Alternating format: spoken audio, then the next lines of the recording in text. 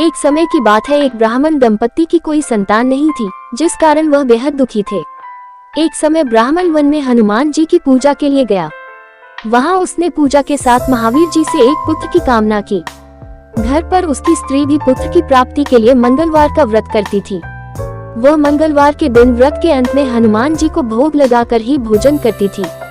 एक बार व्रत के दिन ब्राह्मणी न भोजन बना पाए और न ही हनुमान जी को भोग लगा सकी।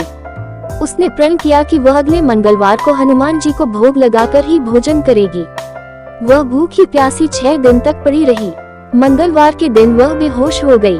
हनुमान जी उसकी निष्ठा और लगन को देखकर प्रसन्न हुए।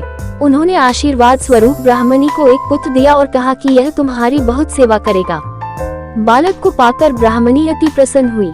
उसने बालक का नाम मंगल रखा। कुछ समय उपरांत जब ब्राह्मण घर आया तो बालक को देख पूछा कि वह कौन है। पत्नी बोली कि मंगलवार व्रत से प्रसन्न होकर हनुमान जी ने उसे यह बालक दिया है। ब्राह्मण को अपनी पत्नी की बात पर विश्वास नहीं हुआ। एक दिन मौका देख ब्राह्मण ने बालक को कुएं में गिरा दिया। घर पर लौटने पर ब्राह्मणी ने पूछा कि मंगल कहाँ है। तभी पीछे से मंगल मुस्कुरा कर आ गया। उसे वापस देखकर ब्राह्मण आश्चर्यचकित रह गया। रात को हनुमान जी ने उसे सपने में दर्शन दिए और बताया कि यह पुत्र उसे उन्होंने ही दिया है। ब्राह्मण सत्य जानकर बहुत खुश हुआ। इसके बाद ब्राह्मण दंपत्ति प्रत्येक मंगलवार को व्रत रखने लगे।